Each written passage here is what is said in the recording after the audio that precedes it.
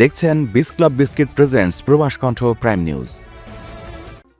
বাংলাদেশ থেকে কর্মী নিয়োগ প্রক্রিয়া স্বচ্ছ, ন্যায্য ও নৈতিকভাবে পরিচালনা নিশ্চিত করতে বিদেশি শ্রমিক ব্যবস্থাপনায় সুশাসন আরও জোরদার করার ঘোষণা দিয়েছে মালয়েশিয়ার মানব সম্পদ মন্ত্রণালয়।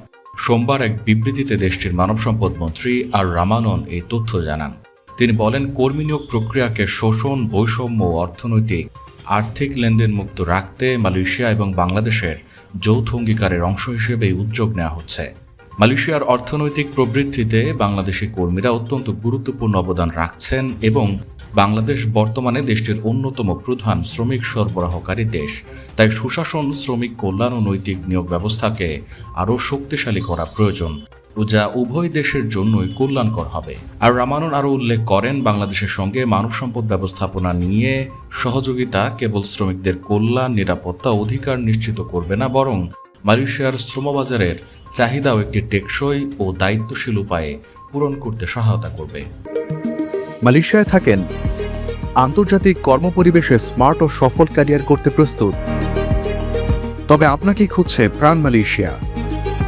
সমগ্র মালয়েশিয়া জুড়ে বিভিন্ন পদে আপনি হতে পারেন আমাদের পরবর্তী টিম মেম্বার। আপডেটেড সিভি সহ হোয়াটসঅ্যাপ করুন এই নম্বরে। বিদেশি শ্রমিক ব্যবস্থাপনায় সুশাসন প্রতিষ্ঠা এবং অংশীদার দেশগুলোর সঙ্গে কৌশলগত সহযোগিতা সম্প্রসারণে তার মন্ত্রণালয় সক্রিয় ভূমিকা অব্যাহত রাখবে বলেও তিনি জানান। এর আগে সোমবার মালয়েশিয়ার প্রধানমন্ত্রী আনোয়ার ইব্রাহিম এবং বাংলাদেশের প্রধানমন্ত্রী তারেক রহমানের মধ্যকার দ্বিপাক্ষিক বৈঠকে বাংলাদেশ থেকে মালয়েশিয়ায় শ্রমিক অভিবাসন নিরাপদ এবং উভয় দেশের জন্য লাভজনক করতে একটি যৌথ ওয়ার্কিং গ্রুপ গঠনের সিদ্ধান্ত হয়। এই যৌথ ওয়ার্কিং গ্রুপ বিদ্যমান সমঝোতা স্মারক পর্যালোচনা করবে এবং বর্তমান বাস্তবতা দুই দেশের প্রয়োজন অনুযায়ী নতুন এমওইউ প্রণয়নের ভিত্তিতে তৈরি করবে। প্রবাস কণ্ঠ নিউজ ডেস্ক।